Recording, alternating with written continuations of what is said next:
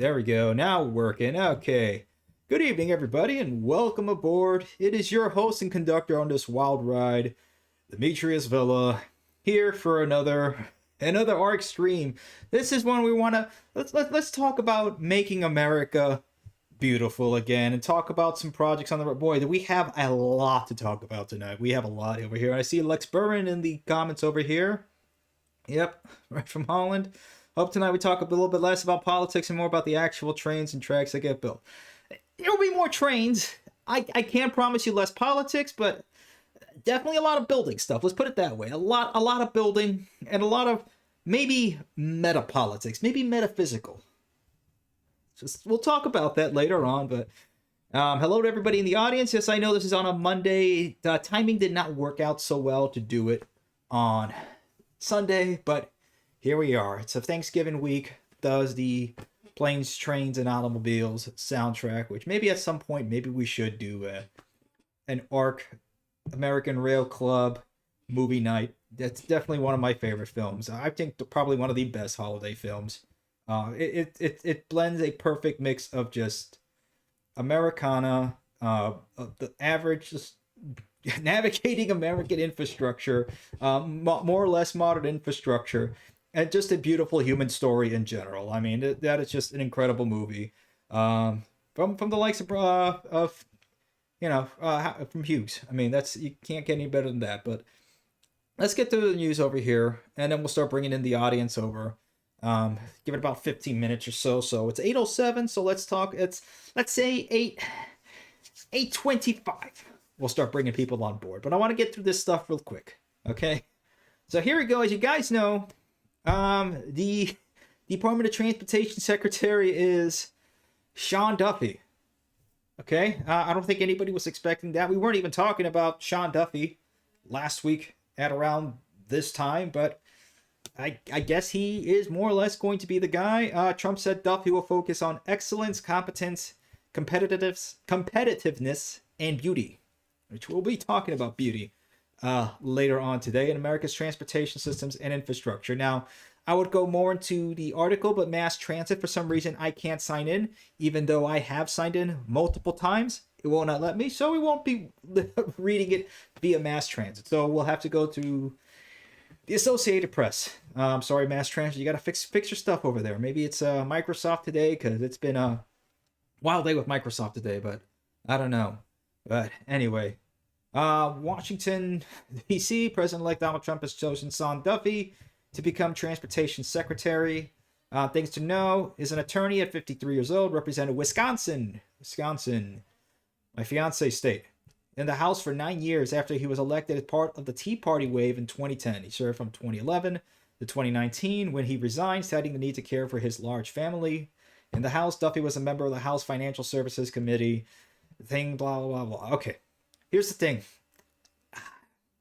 I don't really see too much of a mention, apart from what he did in Wisconsin. Very brief mention about something that he did with infrastructure there. I don't know. Kind of underwhelming. Let's see.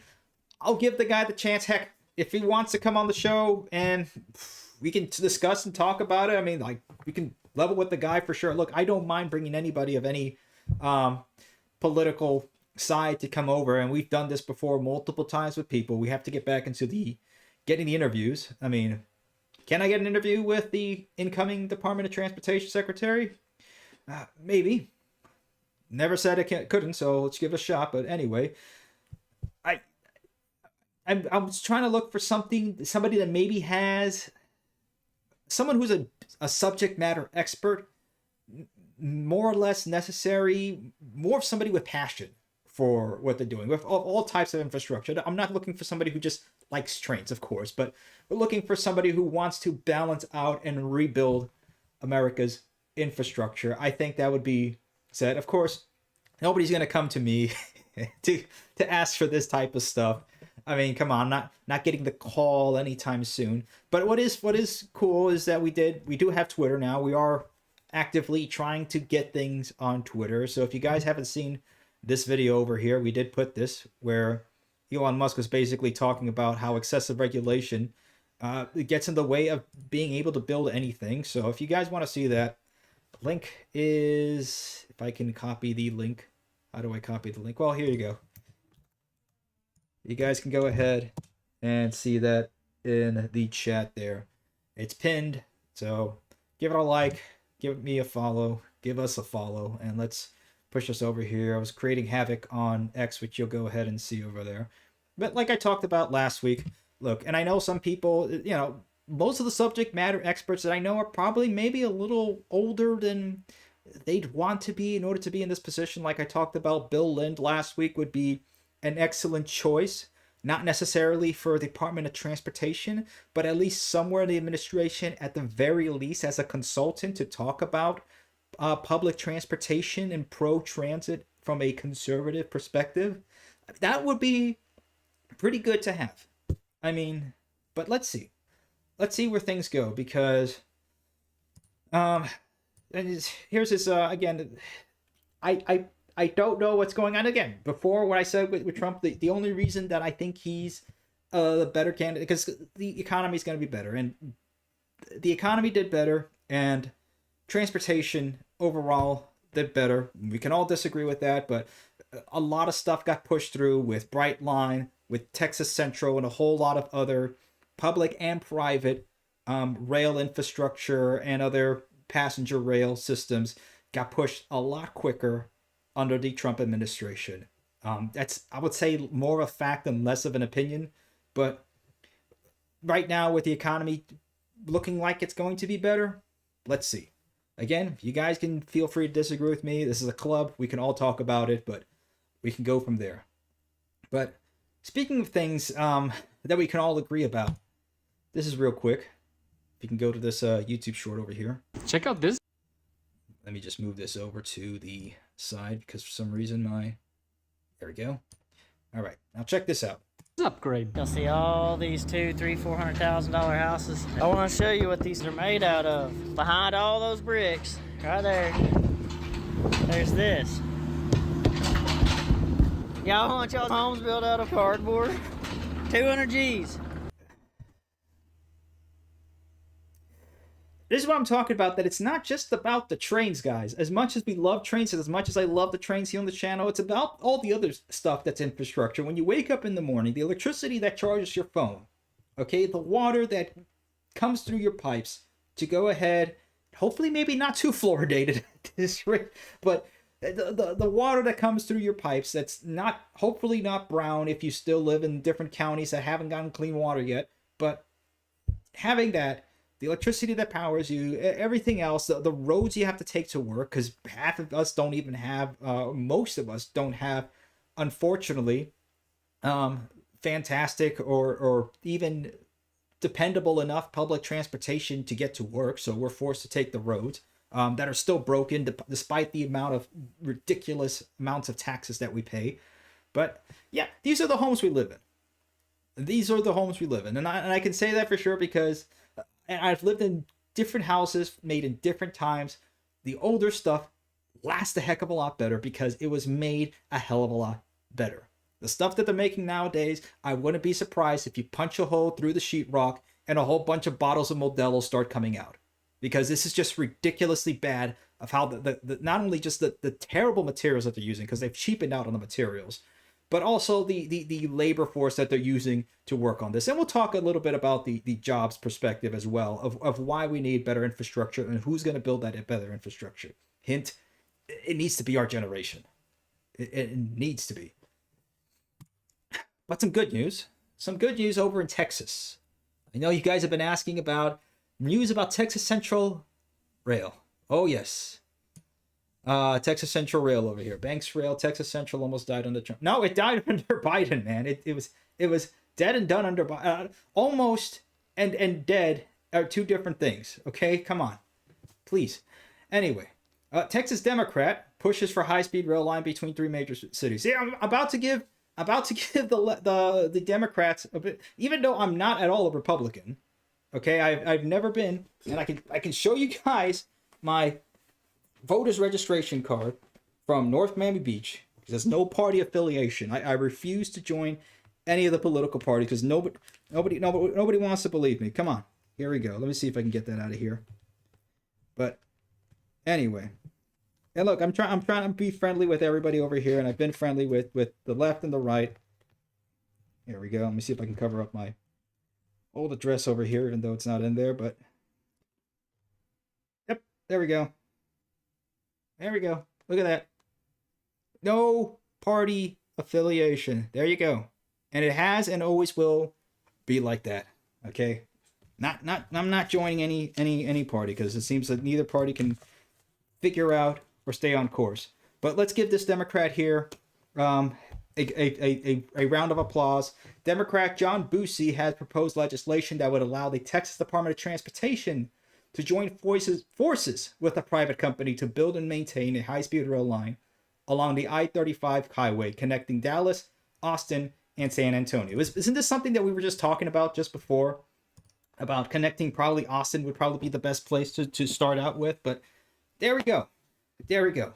That's something over here. So that's good. And again, infrastructure in rail is a bipartisan issue. We've pushed this multiple times. We have seen this multiple times. Everybody, whether you're left or right, we just want better infrastructure. We just want a country that makes sense. There's nothing wrong with that. So Texans and those visiting a great state deserve robust options for traveling and commuting. The IH-35 corridor is a major hub for work and recreation. It only makes sense that high-speed rail is an option for this corridor. Busey, who has represented southern Williamson County in the Texas House of Representatives since January 2019, wrote to Newsweek in a statement. It's time for Texas to lead once more in infrastructure, including on transit. Making Texas as good as its promise must include extensive and modern transit systems. There we go. So it looks like something that's going to hopefully come to fruition at this point. If the last Trump administration put this over, and then again, the last administration really didn't push much on nothing. Like he said before, I'm expecting not that much, but I'll be surprised if anything comes in. At this point, most people voted with their wallet. Most people voted with seeing the demographic change in the United States, seeing what was coming over the border. So yeah, that's what happened. The left lost touch, and it's just what it is. So we're doing this over here. This is what's going to happen. Hopefully, let's see. Once part of the legislation request for the use of state money in high-speed rail operated by a private entity and to the construction of certain high-speed rail, starting from September 1st, 2025. Another bill proposed by Busey asked for the use of certain money transferred to and deposited in the State Highway Fund as required by the Texas Constitution, but would come into effect 2 years later in September 2027. So we all know the benefits of high-speed rail. We know very much about this project multiple times that we talked about, bringing Japanese-style Shinkansen high-speed rail technology to the state of Texas, and it'll be the first time in the United States that we have access to real high-speed rail. It would have been if it actually got done the first time, but what really killed the project was a lot of the oil interests. Okay, that was the reality of what it died. It doesn't matter what administration. Okay, and it's really silly. If either Trump or Biden maybe have known it in passing, but it's not due to them that this project died. It was due mainly to the oil interests. Okay, and we talked a little bit on the club here about who's really pushing the strings on a lot of this stuff. Some of us have mentioned, and I know I've mentioned this before, that a lot of the anti-nuclear energy lobbying has come pushed from oil groups. So here we go over here. Corporate and energy interest funding for anti-nuclear groups. The Sierra Club has taken $136 million from natural gas and renewable interests that stand to profit from the closure of nuclear plants. Natural Resources Defense Council. Minimum $70 million invested into oil and gas renewable interests. Environment Defense Fund received a minimum of $60 million. Okay, that's no small joke. Okay, millions of dollars. Greenpeace works to kill nuclear power around the realm, refuses to disclose its donors. So we're pretty sure if all these other groups have gotten millions of dollars, pretty sure Greenpeace has. Okay, so this has nothing to do with left or right or anything like that. This has to do with just common sense. Okay, There we go. More articles over here. If progressive Democrats care so much about the climate, why are they trying to kill nuclear power? If nuclear power is so safe, why are we afraid of it? Billionaire energy speculator Tom Steyer bankrolls an Arizona initiative that would cause America's single largest source of clean energy. Zero dark nuclear. It's a whole. This is again and again. So again, this is about trying to bring sensible, common sense infrastructure back to America. And we can do that. So, I mean, this is good stuff that's happening across the country. There's an air of optimism. And that's really what it is, honestly. It's that the whole thing right now is that there's an air of optimism that we can at least latch on to, push into, and say, hey, if you really want to make this country great again, if you really want to rebuild this country, here's the right way to do it. Because we've seen this happen in other countries. This is the right way to do it. That's all we're pushing for over here. So, again, more or less the same sort of thing. So again, thank you to John Busey, if that's how his last name is pronounced. If that's not, my apologies for mispronouncing it. But there we go. So this is good. Peter Lakota, president of Texas Rail Advocates, calls the bills an early Christmas gift for passenger rail supporters. So that's good. So there we go, guys. Okay, so moving on. Speaking of early Christmas gifts. Ho, ho, ho, ho, ho. Boeing layoffs will hit just before Christmas. Ho, ho, ho, ho, ho. Okay, guys, it's not funny for the guys who are being laid off, because I've been there before. It effing sucks. Okay, I get it. It absolutely effing sucks. But this is what happens when you have an extremely bloated, horribly mismanaged company that is nosediving towards the ground. Again, looks like their stock is all over the place. Let's see, in the last month or so. There we go. Then they got the speculators got a sale, and they got the stock buybacks right over here at the bottom, and they're doing all right. Not that the stocks really matter or anything like that at all. I mean, you can see in the 5 years. Look at that, freaking 371. That's insane, but again, they just buy at the bottom, sell at the top. That's what all these stock buybacks. You think the guys who run Boeing are at the top of the shareholders? You think they're really hurting? No, the guys who are hurting are the guys who work for Boeing, the good people that work there, and yeah, it sucks. But yeah, no, and here's the other thing: is that Boeing is part of the. They're part of the military industrial complex. So yeah, I mean, they had their failure of a spacecraft, so not going too well for Boeing, and it's not going too well for Spirit Airlines either. Spirit Airlines is now going through Chapter 11 bankruptcy, which is, look, as much as we make fun of Spirit Airlines, as much as we can't stand being on Spirit Airlines, the only good thing about Spirit Airlines is that it at least helped to bring prices down. That was the only good thing that Spirit Airlines was doing. And it was serving routes that a lot of other companies did not want to serve for some reason. I mean, the only direct flight that I have between Indianapolis and Fort Lauderdale or Miami is via Spirit Airlines. And that makes no sense why. Particularly because Indianapolis has been growing and they're getting more flights in, so somebody may be taking over that group, but it's probably not going to be as cheap as it used to be, depending on what would happen. I don't know, but I don't think Spirit Airlines is going to go through. Yeah, Boeing is not going under, but definitely Spirit Airlines is probably going to go. I don't know. Let's see. But here's some things that happened on Twitter. The biggest thing that was really pushing up on Twitter, if I can find it over here, was the map. Again, the map that we all love to just wish could happen. And I know I've talked to the guy who's made this map, Alfred True, and he's also a friend of the channel, and he's on Facebook. If you guys ever want to talk to him, don't blow him up about it. But he created a board game out of it as well, which was pretty cool. But the thing about it is that people don't understand, it seems in the comments, about what this map really means. Because they look at this map and immediately see, oh, New York to Los Angeles. Well, here's the thing. First of all, most people aren't going to take it. It's just so silly. We've talked about market share between the different sweet spots of distances and what the distance for high speed rail is. It's too long to drive and too short to fly. That's what makes sense. And of course, Matt Walsh with his brainlet take over here. Who in God's name would take a train from New York to LA? Either fly or drive. Drive.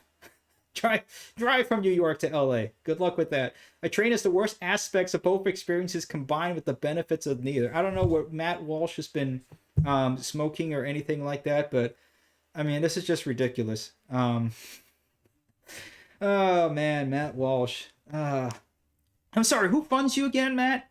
Who funds you again at the Daily Wire? Ah, man. But yeah, this is a complete brainlet take, and this is what I talked about. It's like, look, you cannot compare apples to watermelons. This is the problem, is that we're comparing apples to watermelons. Or let's put it this way: we're comparing a basket of apples to an apple. Okay, and we should be comparing apples to apples over here. Okay, European countries. A European country does not equate the whole country of the United States. Okay, let's take a region.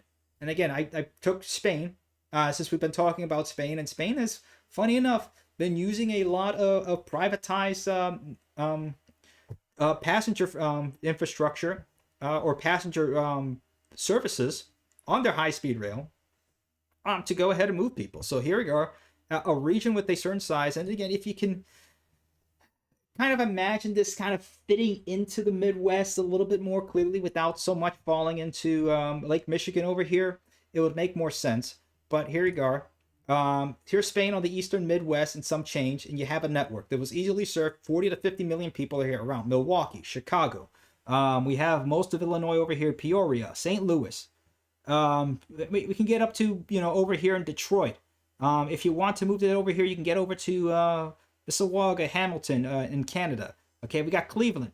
Kind of get Pittsburgh over here. Columbus, Cincinnati, Louisville, Lexington, Kentucky, Evansville, Indiana. I mean, this is just... We're talking about connecting different regions. Okay? Whether it's the Southeast, the Northeast, the Midwest, the Texas Triangle, the Great Plains, Southwest, California, Pacific Northwest, you name it. That's what it's about. Okay? And everybody is fighting back and forth in the comments over here between... I mean, this is just hilarious. One of the things that I found, and for some reason I can't find it on Twitter all over the place because it's just a mess. But let me see if I can open up Discord over here, because I thought this was funny that the two... this is basically TenZ Politics in a nutshell. If I can scroll up over here, where is it? I posted this on the Discord. Come on.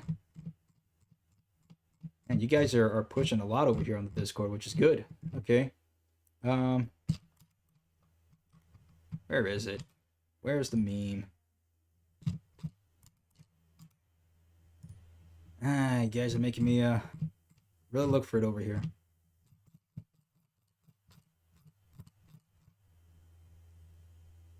Come on, where is this? Here we go. Yeah. This is basically TenZ Politics. Two of the accounts that were fighting over this is oh man, so because of this I had to go ahead and put on the club follows do not equal endorsements, okay? Or it's just, oh man, I mean, so we have the furry the Dave Them Furry, Amtrak's strongest warrior, urbanist, ACAB, pan-single Midwest defender, and then versus the Oracle of Virginia, the Hoppian historian, anti-Marxist, defiant reactionary, counter-revolutionary. Man. I think you all just need to go to the gym, man. Just go lift. This is just, What is this? Oh man, but Anyway, I mean, I got some more here to talk about on Twitter if you guys want to hear that. But I mean, yeah, I don't know. Sometimes I see that and it's like, okay, maybe I don't know. Maybe I don't have as much hope as I used to have before in the country. I don't know. Let's see. But it's like I have to choose between the furry and the anime avatar. Yeah, I technically have a manga avatar on Discord. Okay, please, and not a waifu avatar, mind you, please. Anyway, this is just I don't know. Oh man, but anyway, speaking of the furry, some Blue Wolf did say that Amtrak did have its best year yet. I don't know if it's busiest year, and the thing I'm looking for is did Amtrak actually break even? Not that money means everything, but they actually did finally get back to the ridership levels that they were supposed to have before the coup went ahead and threw everything off to the side. But there we go. Released this 2024 fiscal year ridership, beats out fiscal year 2019 by nearly 1 million. So that's good. So people do want trains. And there you go. Look at that. Look from New York over to Los Angeles. There you go. Again, not that anybody's taking it from there. What people are taking are different trains in between different networks. And again, if we could build out these networks to be a heck of a lot better, and we're missing cities over here. Columbus, Ohio, definitely leads something. Louisville, Kentucky, what is going on? This is just there's so much that can be built. It's just what's funny over here? It's that this is not even an Amtrak route, and you can see on the where it says more than 12 or more trains a day, and then from Miami to Orlando is like this big giant orange. Now it's dotted because it's a non-Amtrak service, but and the only one. That's the funny thing. If you guys can see the map over here, there we are. So this is there we go. If you guys can see, 12 or more trains, non-Amtrak service, and the only one on the map, the only one. There you go. Is Brightline. There we are. If we can use what works, and that's what works. But anyway, I digress. Here's another one over here that I thought was pretty interesting. France is of course only 5 times as efficient as we are at building trains because their labor unions are so famously weak. And this goes into talking about, like I've talked about, the Second Avenue, the Q line extension, costing $2.5 billion per mile, which is the most expensive infrastructure project in history. I mean, it's just nuts. But meanwhile, in France, they can do $450 million per mile. It's silly. It really is. And then here, the Tokyo subway system has double the riders and less than a third of the employees as Amtrak. Can we do more with less? Can we do more with less? We could. We definitely could. And then one last thing I want to talk about before we start bringing in people from the audience is this whole thing with illegal immigration. And I could go a step further than that, but let's just stick with illegal immigration over here. This graphic is going to explain how illegal immigrants are. The fact that this is essentially the United States, we're talking about, again, the almighty GDP. This is such a Cato Institute. Speaking of, and I do agree with Bernie on this, this is something that the Koch brothers have pushed for. It is more illegal immigration and scab immigration. It's scab migration in a sense, because look at this: $1.5 million in construction. 1.5 million people in construction. There you go. There's your construction. Those are the houses you want? Okay, keep having them more. Keep having them in. 250,000 of people in agriculture. And look at the share of the workforce too, because these are not numbers to sneeze at when you really push this up. Okay, how many people in Gen Z and the millennial generation are out of work, have stopped looking for work? Because I guarantee you, if this just opened up into how many jobs are available, we could fix this country within a year. Within a year. Agriculture, 250,000 people. Hospitality, 1 million people. General services, 500,000. Wholesale trade, close to 200,000. Transportation and warehousing, almost 500,000 people. Manufacturing, 870,000. Professional services, 970,000. Retail trade, 709,000. Mining and extraction, it's paltry, 22,000, but still it's 3.6% of the workforce. And this is my post. It's all I see are jobs denied to young Americans that can be used to bolster the strength and infrastructure of our country, rather than exploiting south of the border for slave wages. It's enough. We need to bring our own people to work. Okay? Why? So they can charge them $5 an hour? There you go. There you go. Any Gen Z, and I hate hearing the whole thing. Oh, they're working the jobs nobody wants to work. I guarantee you will have so many Gen Zoomers just lining up if they were actually getting paid a family wage. Not a living wage. I want to go a step further. A family wage. So they can go ahead and build their own house, not made out of cardboard, so they can have a family. So they can actually live the actual life that they were supposed to be having. Okay? Because we can do a heck of a lot better.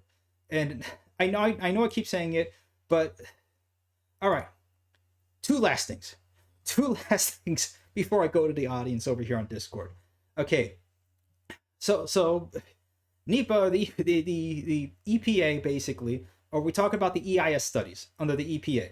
Impact statement takes 4.5 years to complete. We've talked about this so many times on this channel of how ridiculous it is that we have to have this, because it pushes the timeline to actually build anything useful in this country, like it did for Brightline or anything else. Like Texas Central Railway basically died in utero because of the flippin' EIS study. Okay? Here's a list of things that took less time to build than it takes to complete a 575-page impact statement. The Golden Gate Bridge, 4 years and 4.5 months. Beautiful bridge that still stands there today. Okay? It's nuts. The Empire State Building. Look at this. One of the most beautiful buildings in the world. And it's still standing there. By the way, it did take an airplane back, I believe, in the 70s or 80s. Didn't do much to it, even though it was a small airplane, but it just nothing. Anyway, look at that. Look. You don't think that Gen Z would not care to just be out there? Yeah, whatever. Just chill, Jude. Just sitting around here, just building the future, still standing there. I mean, look at this. Look at how it's incredible. You don't even see buildings now getting built this fast. Look from July to August, September, and let me just move this over here. Look at this. It's nuts. I mean, man. Hoover Dam, 4 years and 1 month.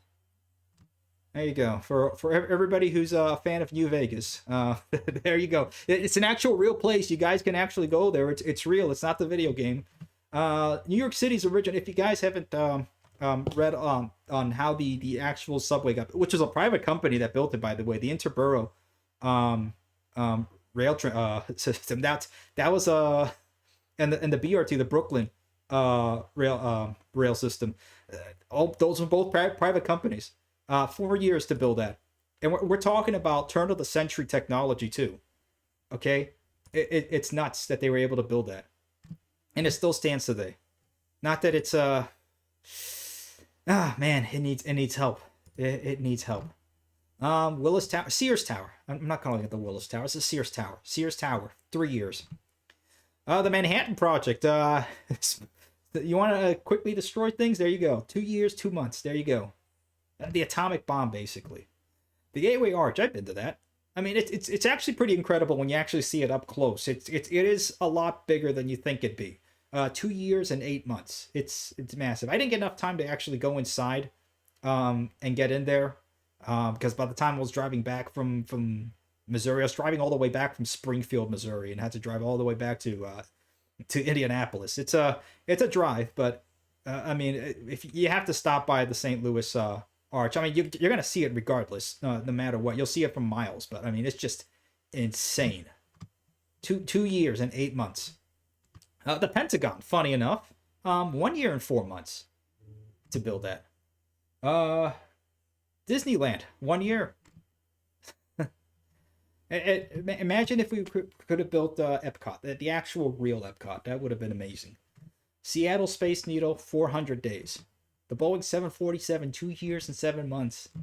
The Alaska Highway, 234 days for 1,700 miles. The USS Nautilus, the first nuclear submarine, 3 years and 6 months. There we go. It's just crazy. The beautiful stuff that this country was able to build.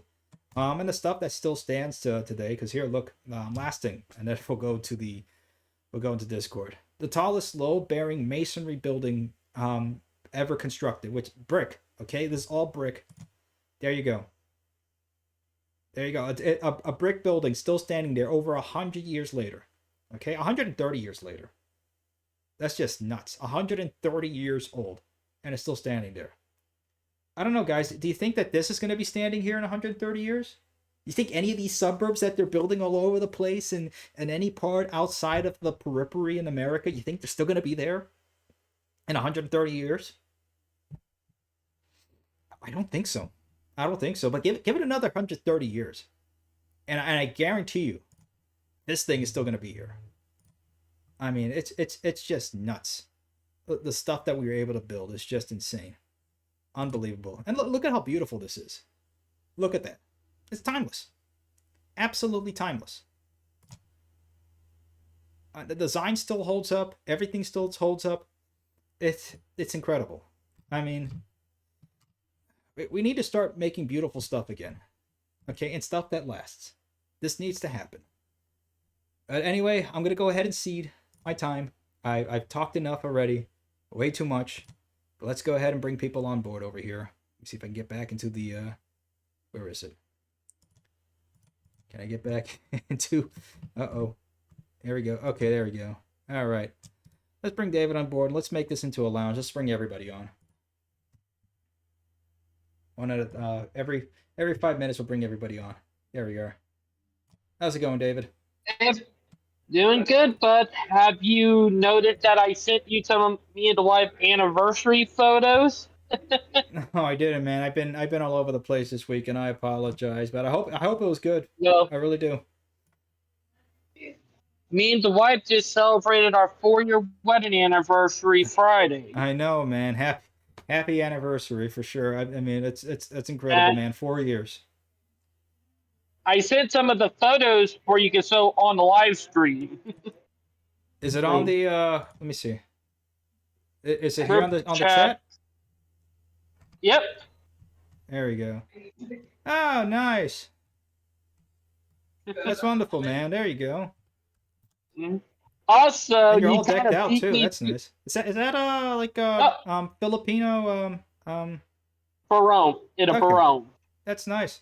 It's wear every year for my wedding anniversary. Every year. That's cool, man. Happy anniversary. You guys deserve it. That's really nice to see. Speaking of that, you beat me to the punch when it came to the Texas Central news. Yeah, because there's finally some news. Everybody's been asking for news, and it's like, I don't have any news. There hasn't been any news, and finally there is. Yeah, like I posted at 7:52, and from a Twitter page talking about, a Texas bill passed, Yeah. Full train connecting. I mean, let's see how this goes, because I think now with, I mean, I still don't discount it that he may do something silly, and by silly I mean something really dickish with Elon Musk, that he may try his Hyperloop BS again, which would be absolutely stupid if he does that, because I mean he's mentioned high-speed rail multiple times, and he would want to have high-speed rail. Really, the only reason he pushed the Hyperloop in California was to kind of just throw the middle finger over at California and say, hey, look, your high-speed rail system isn't going to work because you suck as a state and you're not going to be able to build it. That was basically what he was trying to say in a nutshell. Did it really derail California high-speed rail? I don't think so. California did its own work in doing that. But what it did do, and the damage that it did do to everything else, it wasted, I would say, a good 5 years in the media of talking about stupidity and a red herring infrastructure project, vaporware, into the infrastructure community rather than actually talking about something that needs to get built. Oh, I know. And here's the funny thing. You're going to laugh at this. There are already articles from the little snowflakes popping up talking about how now that he's president again, that there going to be, no high-speed rail. I'm sorry, but that's just stupid. I They mean, keep on drinking their Kool-Aid. I don't know. No, it didn't happen the last time. No, there were no giant concentration camps the last time. It's not gonna happen. I mean, look, we're not. I don't expect to get a wall. We're not gonna get a wall. Probably not. It was all bluster the first time, and I expect it to be bluster this time. Look, I'll see it when I believe it. Okay. Let's see what happens. I don't know. I mean, it would have been cool if we had like the renderings that somebody in his campaign was making, the renderings of the maglev on top of the wall. That would have been absolutely freaking hilarious and cool to have, but it didn't happen. It didn't happen at all. I mean, man. It's crazy. Speaking of that, I got a article talking about short lines, Ryan, that I did send in the chat. And in a short line, CEO would say, railroad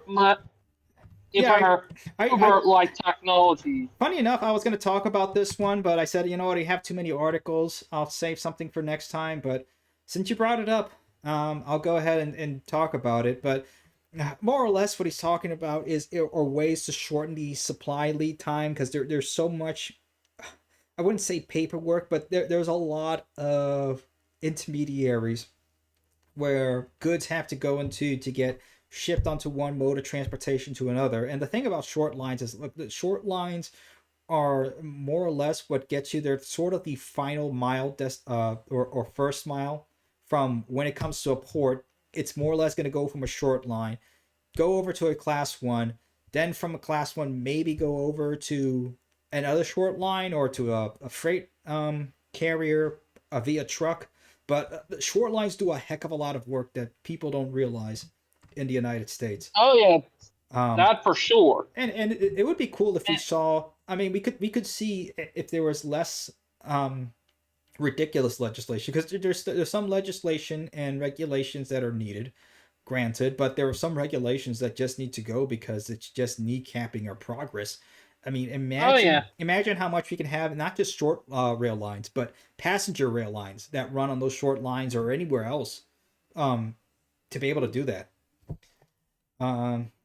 Somebody said, yeah, short and regional railroads are considered the scrappy, hustling entrepreneurs of railroading. Their networks range in scope from a few hundreds of miles of track handling dozens to tens of thousands of carloads annually.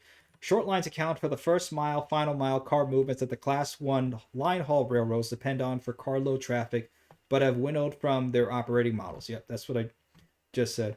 But yeah, when people say the Uber of this or that, because when I was in the startup space, and I hated hearing that. We're the Uber of X, we're the Uber of this, we're the Uber of that. Everybody wants to be the next Uber. And by Uber, they mean like not owning any sort of infrastructure, just being an app that just, yeah, here's an app that does this, so here's an app that does that. Oh, I know, and I did think it kind of stupid. Also, New York someone is finally trying to push to emission change in New York. I did send you an article about that. Yeah, let's see. That in chat. Is that in the chat here? Oh, is this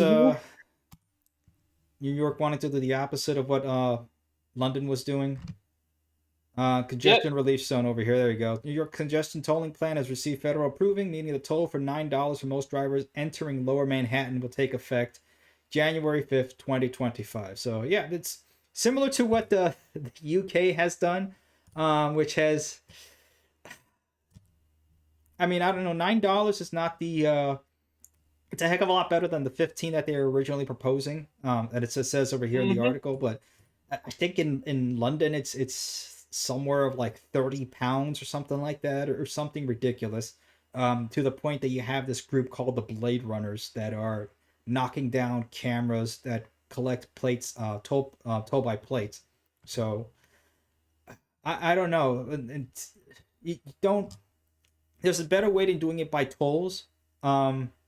It's just having better design that, especially having all these the highways over here, that were built over by a lot of them by Robert Moses. I mean, if you got rid of the highways in Manhattan, or just had like one, maybe not. I don't know. But what's ridiculous is that the highways are excluded from the toll, which is hilarious. So yeah, people are just gonna bypass it. I don't know. Let's see. Let's see. I don't know. MTA had approved the new plan last week, then sought federal approval as quickly as possible, given President-elect Donald Trump's vocal opposition to the plan. Trump said earlier this year in a social media post that he would kill a congestion pricing plan during his first week in office, but that is expected to be more difficult with it already in place. Let's see what happens. I don't know. I would say there's a better way to do this. What's funny enough is that, Trump talks about tariffs. This, in a way, is kind of a tariff on the cars in Lower Manhattan. Oh yeah, and it needed to happen, Yeah, I think honestly, as a short-term plan, but that's the problem, is that these short-term plans are going to turn into forever plans, and that's kind of the problem, is that there's no real long-term plan if you really wanted to make a real long-term plan, it is reverse all the damage that Robert Moses did to New York. Just take out all the stuff that he built, and you'll fix New York City. There's going to be a lot of crying and gnashing of teeth, but granted, it's going to be a hell of a lot gnashing of teeth that Robert Moses is having right now. I'll guarantee that. Oh yeah. Man. And fun fact, most of the people who be doing it are car lovers, And in New York especially, having a car there is just an absolute nightmare. I mean, the parking in general, finding parking, getting anywhere. I mean, it's just easier to just stay outside the city, park maybe in New Jersey or whatever. If you're staying in New Jersey, go ahead and take the train over, and then just there you go. You have all the subway systems to go from there. But let's go ahead and start bringing on some other people on, because I said 5 minutes and keep going over time over here. But Minor Tree, come up on board. Okay, Minor Tree. I'm doing great. Can you hear me? Loud and clear, man. Oh yeah. Yeah. So I noticed something on the YouTube page when you posted that link on Saturday of it was the 20th year anniversary for the Polar Express, and I have just one thing to say to that. What on earth is wrong with you? You're making me feel old. I felt old when I saw that. I'm making you all feel the pain now. No, I mean, I remember where I was when it came out. Then again, I remember where I was for Y2K, but that's besides the point. Oh, man. Well, I remember that too. But anyway, it's just, man, the Polar Express is 20 years old now. Yeah. It's like when I think 20 years old, it's like, okay, I'm thinking, maybe, movies like Die Hard or something like that, or something in the 80s. My frame of reference has just been so messed up now, just going into my 30s. And it's just like, wait, that's 20 years old now?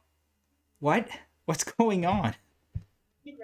Yeah, and you mentioned about the plane crash at the Empire State Building. Yeah, that was July 28th, 1945. Wasn't there one in the 70s?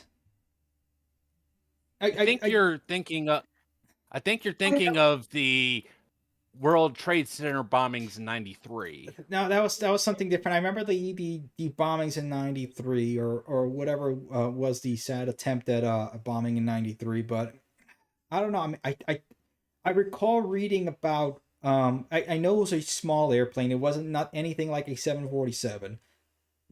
But that crash into maybe it could have been 45. I don't know. Then again, my time of frame reference. Yeah, the Nintendo DS, somewhat heartless famed on YouTube. Nintendo DS is also 20 years old. Yeah. Oh man. No, everyone's making me feel old. Oh shoot, man. I mean, this is just. Let not forget the Xbox 360 turned 20 years old next year. Shoot, that's right. All the young kids now these days don't know about the teabagging. All they know is Fortnite, Skibbity, whatever. Man. Everyone's What a fucking is day. like, oh, this person's so mean. It's like you've never been on a Call of Duty server.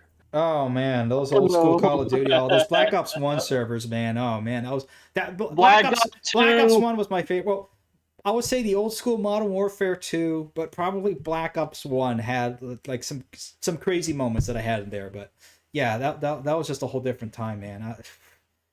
Now Activision is clamping down on you're gonna have AI listening to your conversation. I mean, what sort of timeline have we gotten to? Yeah. I mean, it's not that bad until you realize, oh, let's put our AI out on the internet, and why is it gone super racist, super sexist, and Austrian painter lover all of a sudden in like 3 days? Yeah, funny how it does that when you get rid of all the any sort of filters on it. That it's not made by. That's the thing. It's like whenever you argue with AI, it just tends to be like you're arguing with 100 people from Reddit, and you're never going to get them to capitulate on anything, even though you're absolutely right. You'll have it say, yes, you are right, but, and it keeps coming back with a Reddit tier argument. It's just like the minute that you let the AI free and make its own decisions off of just anything from the internet, that's when it starts to figure itself out, and that's why it's scary for most of the people in tech, because it just breaks their worldview. Yeah. Let not forget Terminator. Let not forget that. Yeah, I know. That's also going to be a class. Wait, how old is Terminator now? That's almost now. Wait, that's now 30 years old. Terminator 2. 31. Mm-hmm. No, 32. Because it came out in 92, right? Was it 92 or 91? I believe so.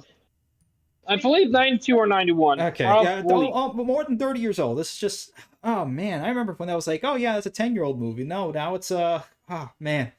Anyway, okay, Star Force 97. Yeah, let's get back to talking about transit, but I mean, the maglev idea is not a bad idea. I'm putting it in a vacuum tube. That's not really that great of an idea. Yeah, I'm not gonna even. Yeah, it's a waste of money. It takes more energy in order to achieve the speed you're trying to do, and it's just not worth it. I mean, unless you're going above 500 kilometers an hour, which about 311 miles an hour, which is not that bad. This is the American Rail Club. This is not the European Rail Club. Let's use American units, please. In burgers, and how many burgers per mile is that? I mean, I can make it worse. I can go into knots, and we can go all nautical. I mean, we kind of still use knots whenever we've gone on ships. Yeah, I mean, I can go into very weird units of measurements, and then nobody will know what I'm talking about for hours on end. Oh man! But anyway, all right, Star Force 97. By the way, when I said anything about waifu profiles, I wasn't picking you out. Don't worry. Yeah, it's just the fact of the situation for me, anyway. Okay, it's a Toho profile. You get special regards for Toho profiles. Yeah, so don't worry. You get a pass. But but also speaking of speeds, I'm not sure if you've heard of what happened. Oh well, I think it's about almost a year now that we had the Yellow Line crash near in Chicago, and since then, I heard. Well, since then, obviously, the speeds were reduced from 55 miles an hour to 35 miles an hour, despite the fact that it actually happens in a area where the train slows down when it goes under the bridge. It goes under the bridge,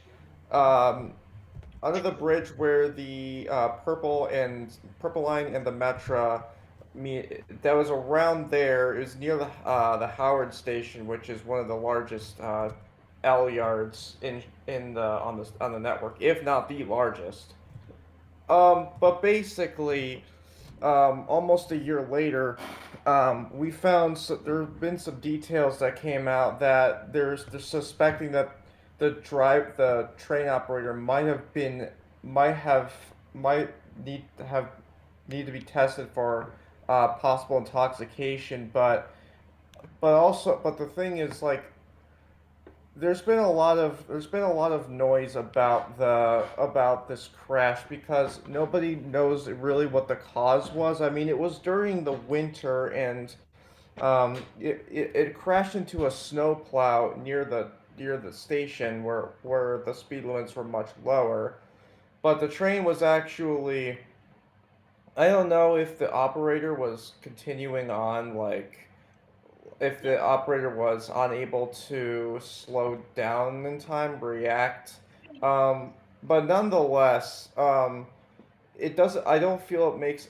The problem is, instead of slowing down the speeds near where the crash happened, they slowed down the speeds for the entire line, even though it's a short. I get it's a short line, but the problem. But I don't. But I was when I was last on it, like, it wasn't it what it didn't feel this it didn't feel the same. I didn't feel the same kind of, like, speed that it was going across the line. So Yeah, and that's it's probably I'm sorry to butt in, but yeah, it's probably possible they could have just brought down the entire speed of the line. If I remember correctly, I don't know if he was I mean that's the thing. There's not too much telematics available, or sort of black box that they want to publicly put out. I mean, correct me if I'm wrong, but I mean, there's just not enough information that they're letting out. The thing is, this would have been solvable if you had some sort of automatic train control, a positive train control system on that, which is it's common sense, and it's not that hard to put that. I mean, speaking of technology that actually works, it doesn't have to be the Uber of this or that, but put technology that prevents accidents rather than, well, instead of you know having to deal with accidents once they happen. If you work from a sense of accident mitigation like they do on the Japanese lines, that's why they don't really have that many accidents. You don't hear on either the subways or on the Shinkansens much of any sort of accidents. um I mean, and anywhere Yep. else in the world too, because they actually, well, they implemented technology there, and it's not that Yep. hard to do the same thing over here. It really isn't. Yeah, but spending money on a 50-year-old going to be expensive, and they gotta save that money for the shareholders. Remember? yeah. But the problem is that we don't know exactly they're still trying to figure out exactly what exactly caused the crash, and they have multiple factors such as communication, human factors, track conditions, um, braking, but they can't pin down one specific cause, which the NTSB has been investigating this for almost a year now. Yeah, and like you've mentioned, I mean, all these factors that they're putting, it's the same sort of thing that happened with Amtrak, with several other stuff, like the one that happened over in Pennsylvania. I mean, it's just all these accidents are coming down to the infrastructure is so old that the trains are going too fast on them. There's no automatic system that goes to slow down the trains whenever it actually goes over the posted speed limit for a curve or any of the sort of stuff.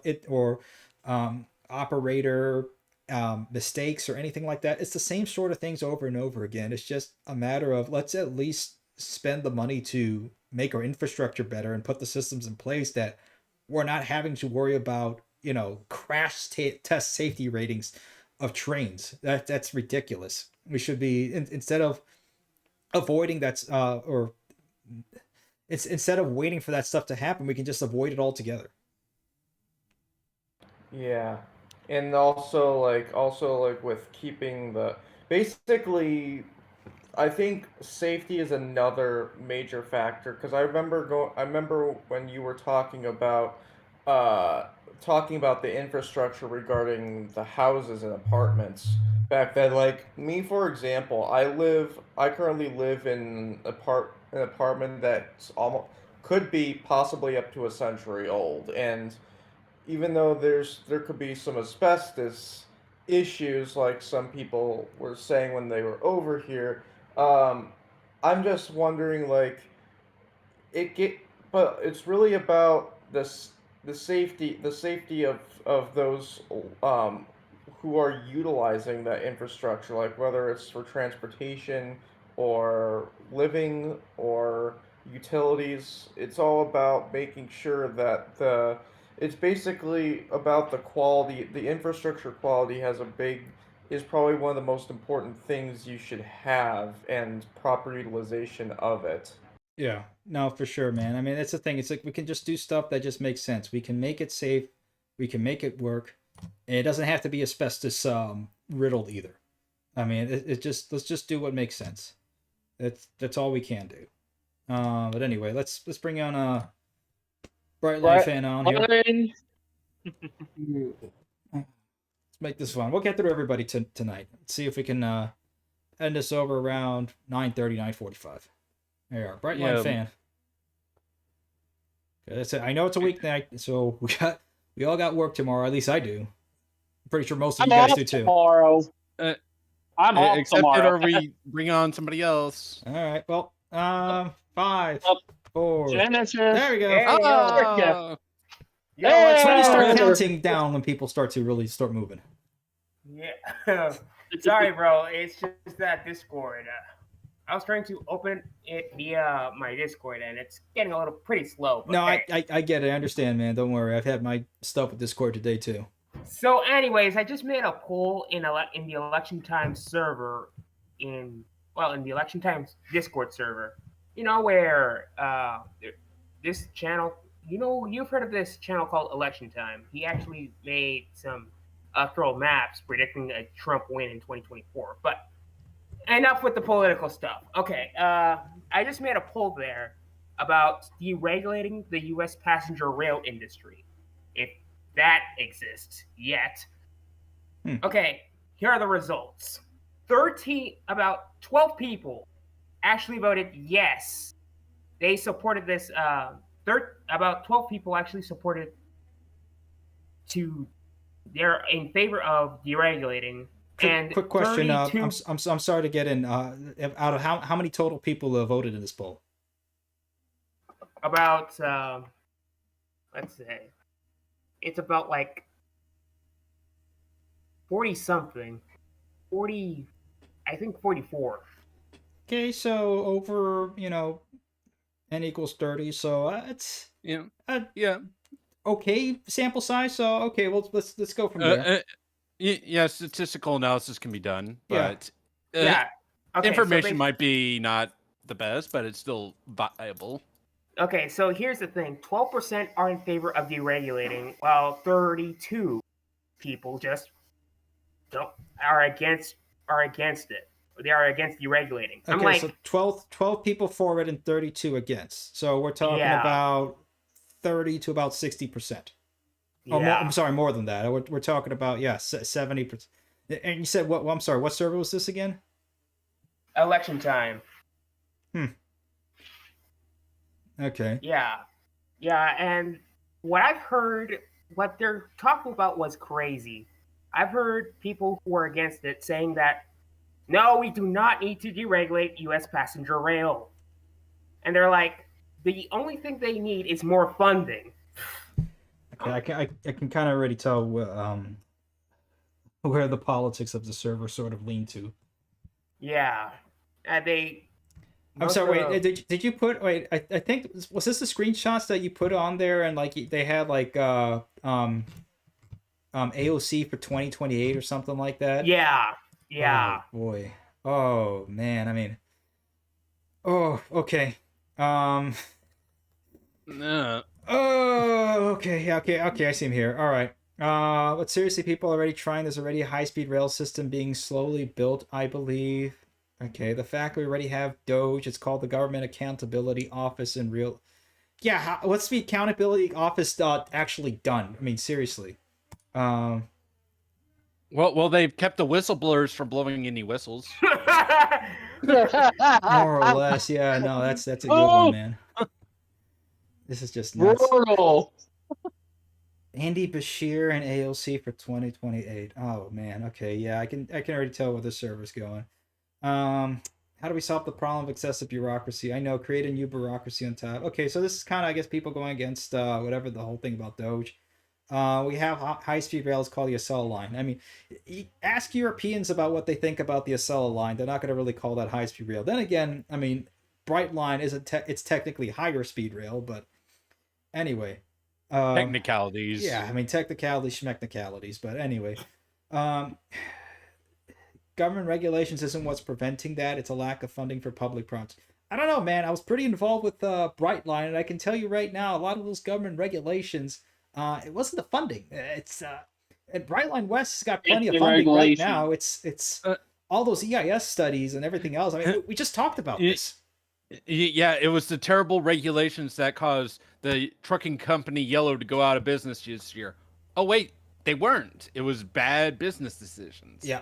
I mean, but somehow the trucking companies are less regulated than the passenger railroads. Yeah, and there's more that are coming along the way. More layoffs coming out for the trucking industry and everything else. So I mean, yeah, it's just bad business all around.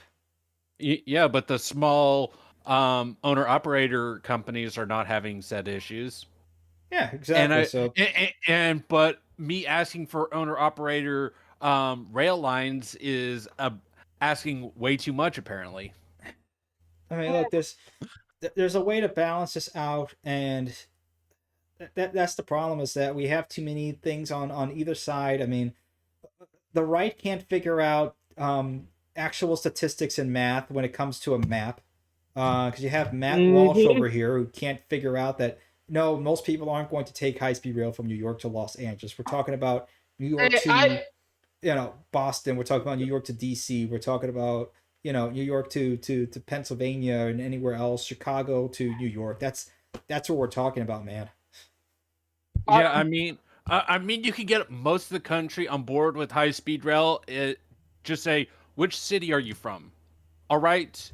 Does that city have a professional sports balls team? Oh, they don't? Oh, you have to go to a different city to go watch your team play? Would you rather drive the 3 to 4 hours there each way every single game, or would you rather get on a high-speed train and get there in under 2 hours, guaranteed?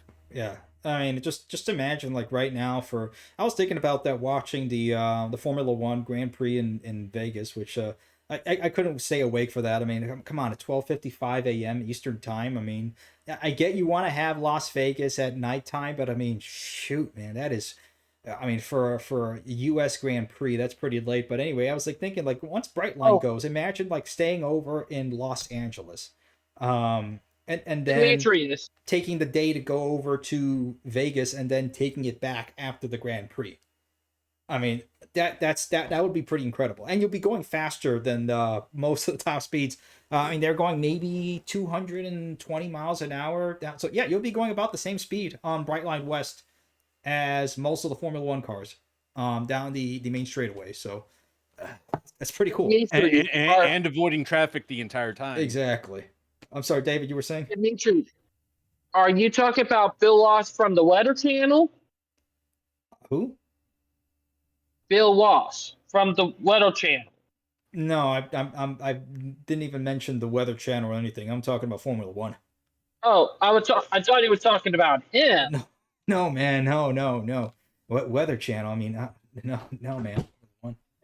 But anyway, I got two memes for y'all. I got one of the Monarch. The Monarch are going to get y'all. Okay, let's bring on the dump trucker over here. Let's bring this on. Okay. Basically, so I actually shared a link to ChatGPT, and it's about necessary and unnecessary rail regulations. Okay, this will be interesting. Yeah. Hello. Yo, what's up? What's up, dump trucker? Hey. I'm not too bad. How you doing? Honk for Brightline. I mean, you think thoughts on Brightline? I'm just kidding, bro. You don't. Take less. It's all right. Take less dump. take more jackasses off the road, the better. That's true. I agree with that. Especially New Oh, yeah, Yorkers I in agree. Florida. Oh yeah. Yeah, those guys drive like hell over there. Oh yeah. Oh man. So you were thinking deregulate the railroads. So when you deregulate, do you mean like railroads can go wherever they want, or to Amtrak? Exactly, but let's not get rid of the necessary regulations. I'm talking about the unnecessary ones. For example, Well, It's less The of whole that thing- and decreasing Yeah. the resistance to entry to the market for, let's say, a company that has the necessary capital or money to just say, I want to Mm. build a railroad, like what Brightline did. Or Exactly. let's say another company or what Texas like what Texas Central Railway tried to do, or like Express West, that's now Brightline West. Okay, saying, okay, I want to go ahead and build a railroad, whether it's high speed or regional or something else, and say, well, I have this amount of money available, I have these investors, I have these loans and banking options available. I'd like to be able to build it. The problem is it's more or less impossible in this country because of the amount of regulations that are impeding on that. Well, Mhm. yeah. That's right. And Amtrak could do this, but you would have to go back in time and fix Amtrak because it's how Amtrak was created. Well, Amtrak was a pseudo nationalization of the remaining Yes. passenger rail systems. And if you deregulated the rails, is similar to that of either the trucking industry or the airline industry, and you would get a massive amount of new companies forming in almost every single state. And some would be just, all right, here's a metropolitan area. I want to hit every single small town within, like, say, 50 to 100 miles of the downtown of the major metropolitan area. Mm. And others would be like, I want to take a taste testing thing up the Mississippi River, or all the way through the California vineyards, or pick a location. Mm. And Okay, it I can agree with that. That's Oh yeah, that's for pretty- sure. That would be great. Yeah, That- because when the airlines were deregulated, it took less than a decade for the benefits to come down to the average person.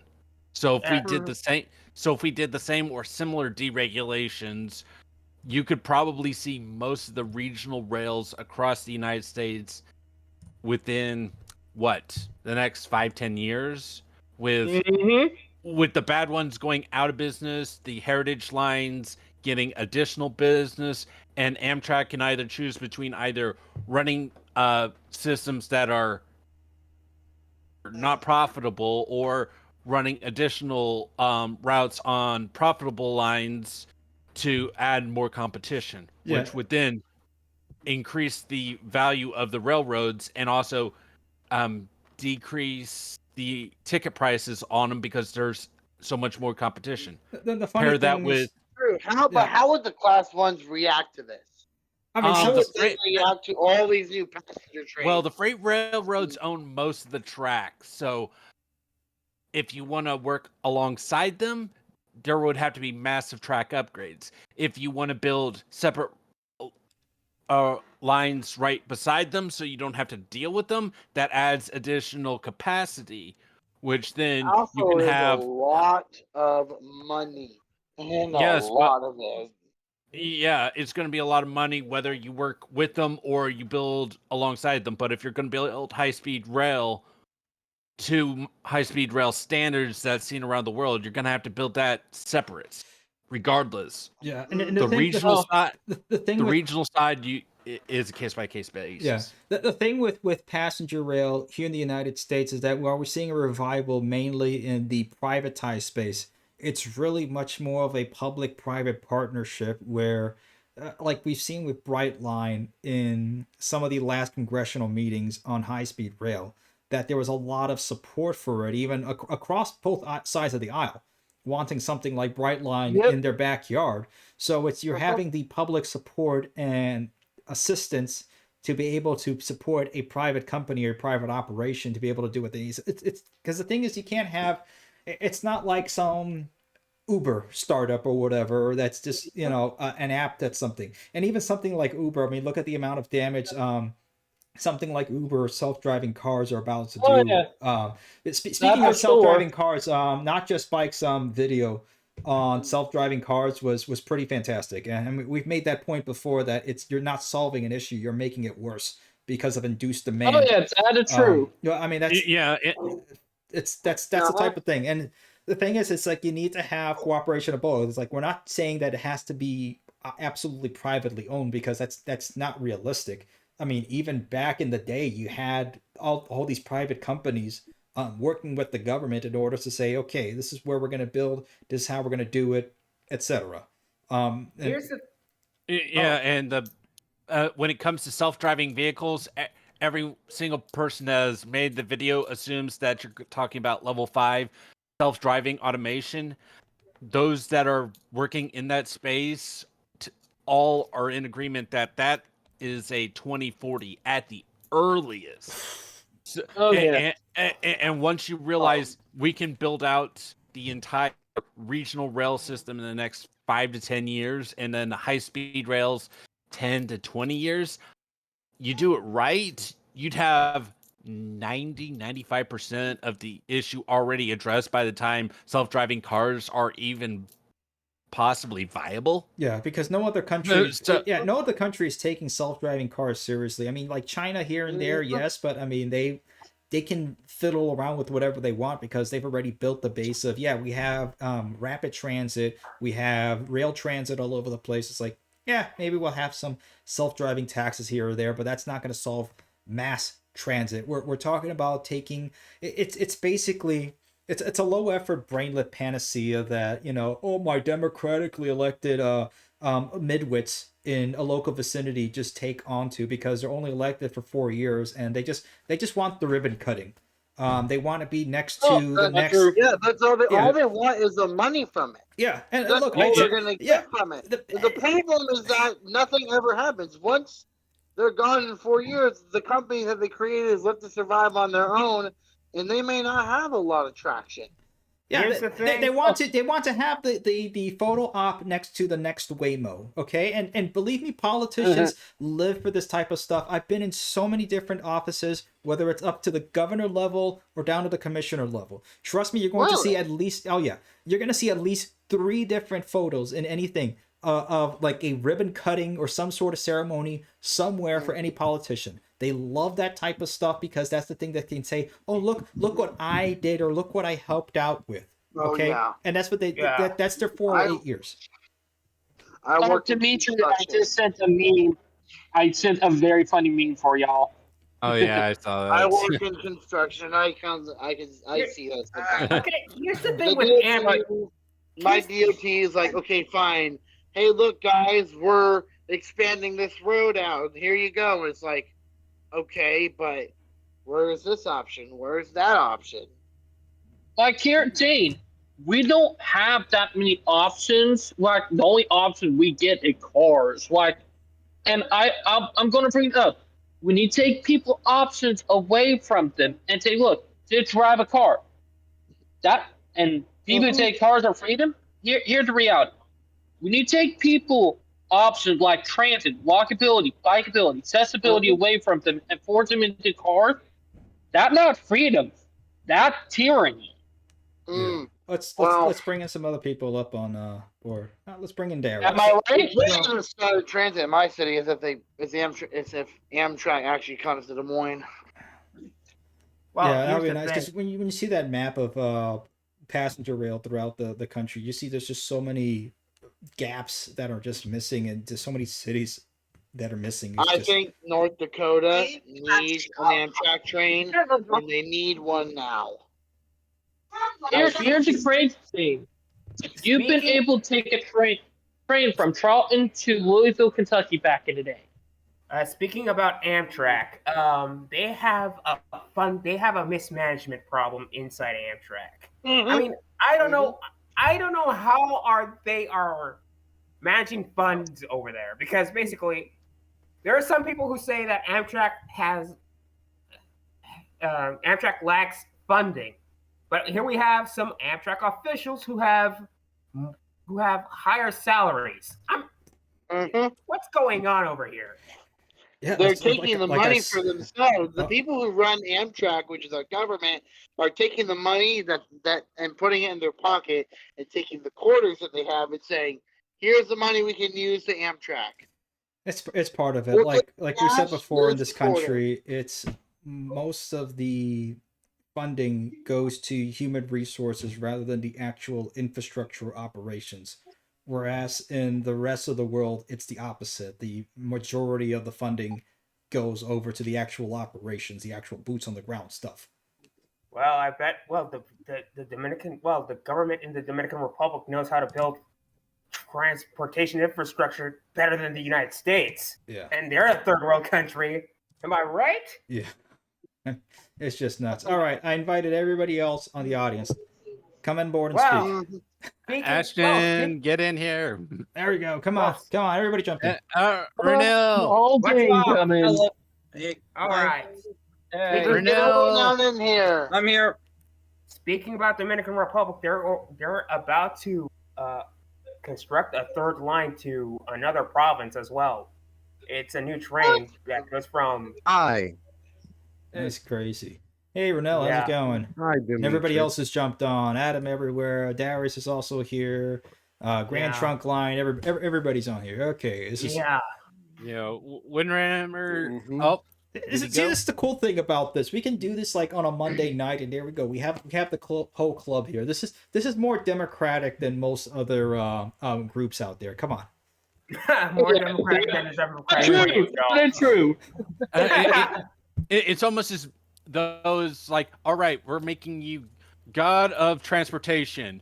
Tell us your plan. Go. Demetrius. What's up, man? All right. Oh, I've been Another the best sector of ever. transportation that we've rarely even talked about was Let's- maritime transit for a very good reason, because planes have mostly overtaken them, even though in a world where 70% of the earth is water. Isn't this in the comment that you were And- talking about Hawaii being mostly served by planes rather than like high-speed ferries or something like that? Oh yeah. There was a Actually, video that I came found about out some reasons why they don't. Actually, it's because, and the rough seas argument in the Akalana Channel might, in between Big Island, might kind of be a sort of at first convincing, but what about all these fast ferries crossing the Irish Sea? Yeah, and in Europe, like in the Bering Strait and all those other places, or in the Nordic countries have a whole lot of ferries, and I mean that the North Sea gets pretty Yeah. choppy. And don't forget the ferries And in the Baltic as regulation. well. Oh yeah, Politics actually killed off the super ferries. Yeah, the Jones Act from 1920 was the No, major. it wasn't contributor. just that. In Hawaii, it was just, you know how Hawaii is with all its regulations and all of that. Yeah, we cannot disturb the migrating whale population. Even though there were faster ferries there a couple of times before. yeah. I mean, even though you have hydrofoils that barely touch the water and it's not going to disturb much of anything, I mean, these are just silly arguments that only in the United States you see this. Whereas, and even in Europe, with as much regulation as they have and environmental regulations on top of that, they have hydrofoils, they have ferries, they have all this stuff. You see this in They Japan, you have see this in cruise China. ferries. Yeah, I mean, this is just this is silly. I mean, if you could open it up, especially Hawaii. I remember seeing a podcast or a video about it this week about how badly off right now. Like Hawaii is just impossible to live in. It's just super expensive. Not Most just that, they used to There's like no natural resources Well, it's there. less that. You have most native Hawaiians are living on the mainland rather than living on the actual Hawaiian islands they're natively from. And it's just insane that you have a lot of these real estate speculators are just buying up the whole entire island. Or look what happened to Lahaina. I mean, nobody's actually explained what happened behind the wildfires in Lahaina. But now the people who own those properties, they can't go back. They're being bought off, and they're building something that the average Hawaiian is not going to be able to afford. What they're building in Yeah, Hawaii I is would actually what. support a passing And around remember that deregulation Maui? Remember that great fire that happened over in Maui? Yeah, I was just and, talking about that. Yeah, the Lahaina fires. Yeah. Did you? I don't think you've seen what happened after. Like they fenced off that whole area. Yeah, the whole thing was And just weird. Someone connected a UN's city of the future and said, "This is literally what's going on. They're going to build the city of the future in Maui. Yeah, and That's what that's going to become. There's foreign police there. Yeah, I know. There's And foreign police in Maui. it's probably going to be built like this, like the cardboard house that we talked about, and there they go, like $400,000 house for the cardboard house in Hawaii that will get whenever they feel like it, they'll fire up the satellite and it'll be burnt down again at that rate. I mean, this is just nuts. I mean, we have some seriously just forget evil. We have some stupid people running this country. Go ahead, man. Hey, what? The East River Tunnel project that Amtrak is working on in the Northeast Corridor. Yeah. Right under Hudson in New York. I remember hearing something about it, that it was tied up for like 23 years with environmental impact studies. Yeah, that's definitely a Because they part of care a it. lot. It's that river that they're building, that they're trying to build under.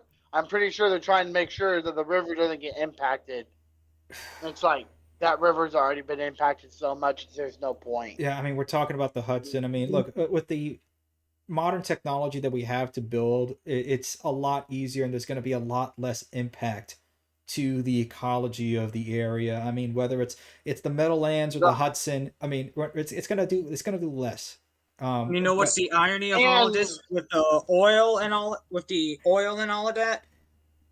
That oil actually has the least emissions impact out of all the alternative fuels. I mean, apart from all of that, I mean, I'm not even talking about that. I can stand with that. I mean, if we're going to talk about a 10-year construction, because they're not going to be using alternative fuels to go ahead and power up the earth movers or the drill, the bore drillers through there. I can tell you this right now: the reason they're not going to do the alternate fuels is because the diesel is going to be very powerful, and the more powerful, the better. Yeah, you need the torque in order to go ahead and drill there. But that's the hilarious thing. The original tunnels got built in 4 years.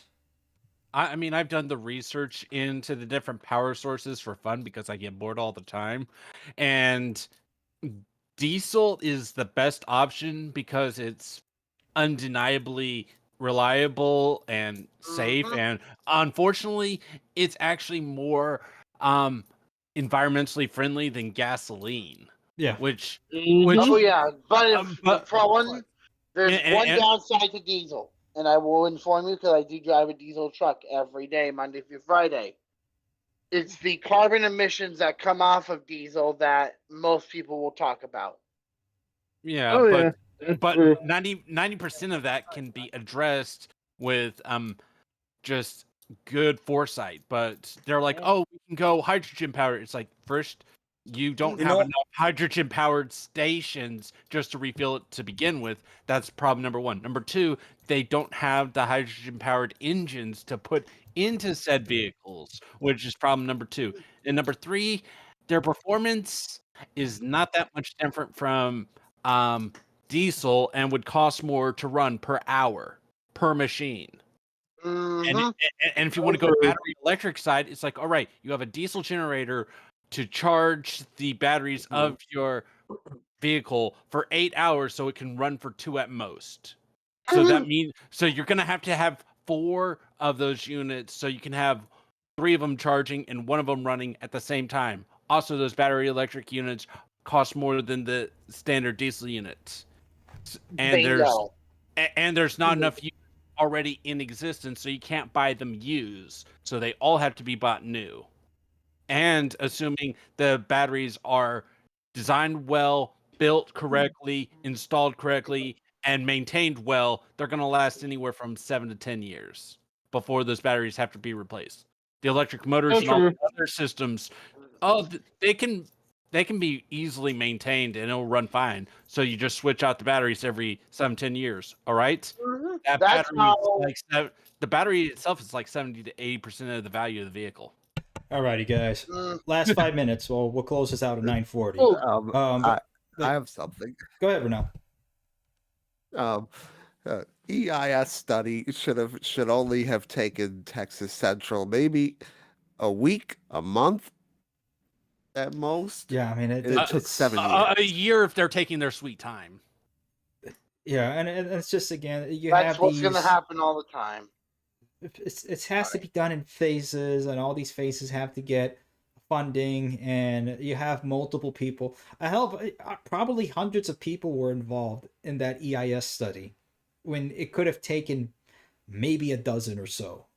This is something that a high school or a college level students, like a class of maybe 12 or 20 people would have been able to figure out in less than a semester. I mean, this is just ridiculous. Here, intern, you've got 1 month to do this report. Go. Yeah, I mean, it's nuts. Listen, you have to do that report in 3 months. Like, seriously, it's ridiculous. It's ridiculous. It lasts for a year. No, it's an excuse to go ahead and hire on ahead, have more headcount, to have a larger human resources base than necessary. I mean, you have how many different departments? I mean, there's one department that handles the human resources for other departments. I mean, it's just ridiculous how big the federal government is. Yeah, maybe you do need one government agency to just cut down. If you cut down like half the agencies we have, we could be doing a heck of a lot more. But most people don't want. There are some people who don't want that. Yeah, because it's affecting their job. That's why. Oh yeah, that's true. Oh, speaking of that, Demetrius, did you show them the trolley toaster meme? The trolley toaster meme. Is this on the chat here? Yeah, it in the chat. It's super funny. And the actual report itself doesn't need to be no more than maybe 5-10 pages long, not thousands and thousands of pages. Oh. Yeah, it is true. Oh man, isn't this the Alstom or it's one of those the French trolleys that look like this? I mean, that's just ridiculous. It does look like a toaster. That's kind of hilarious. Speaking of that, I sent an article talking about Central Florida with Sunrail a plan to with a major extension. In the chat. Got a question here. Go ahead. Since the holidays are coming, they should be saying, how many people are expected to use Brightline this upcoming holiday season? Going to be a lot of people. Yeah, we'll find out those numbers for Thanksgiving pretty soon. Yeah, this week. The fiscal number should be coming up, so that'll be cool to see. Man. And anyway, two more minutes, guys. So all right, last words. Okay. Speaking of that, we did get an article on Sunrail about their major extension. Yeah, we're gonna have to deal with that next time. Yeah, we're gonna leave that for next. Yeah, good point. Anybody has one last point for the night in 1 minute? Well, I'm looking forward to Veil of Liberty to get it up and running in March. I'm just hoping that we can close the Trump saga with him and Elon Musk riding the new Brightline West. That would be cool to see. If that would actually happen, that actually would be cool. Well, let's see. I'm keeping my expectations low because the last time a lot of us got seriously burned, and I'm trying to avoid that again. It's just like, you know what? If you expect disappointment, you can't get disappointed. But look, at least the economy will be better. I'm trying to look out for me and my family over here. Oh yeah, same here. Yeah. Yeah, I really hope Trump is pro nuclear as he claims he is, because once you do the numbers, you realize we're right at about 99 nuclear reactors, all built before 3 Mile Island, and I still even- have that kind of feeling, as you Yeah. guys said, but Trump might be more Yeah. serious this time. Let's see. Yeah, and once you run the numbers, you're realizing we need about 500 reactors total, which sounds like a lot until you realize we were building about 5 reactors per year for the first 20 years. Hey, there you go for colleges, or just start getting people in STEM to nuclear, nuclear science, and then you can pay off.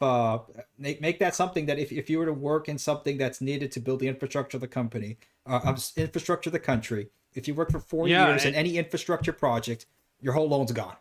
That's it. Yeah, and the best part about it is if you actually did the numbers, if you'd gone from saying, hey, instead of building 5 reactors per year, we go up to 10 new reactors per year, and even if we did that regardless of 3 Mile Island, we would have been already done in the 2010s. Oh yeah, no, I'm a part of the live stream right now. Yeah. Isn't 3 Mile Island in Iowa or something? I'm a co All right, guys. It's in Pennsylvania. We're out of time. We're out of I'm time. thinking of a different reactor. Yeah, thank you so much for joining on board, and for everybody who's watching on YouTube or You're anywhere else. welcome. Thank you, guys. Thank you. Okay. Please like and subscribe, and we have arrived at the station. I keep forgetting that, man. So like and subscribe this video. If you're on right now, press the like button. If you haven't subscribed yet, subscribe. If you have, and we're almost at 25K. Exactly. Let's get to 25 and let's get to 30K. By early early next year, we want to get to 30K. Alrighty, guys. Oh yeah. See you on board next time. Bye, everyone. Godspeed. Hey, Woo, yeah. Bye.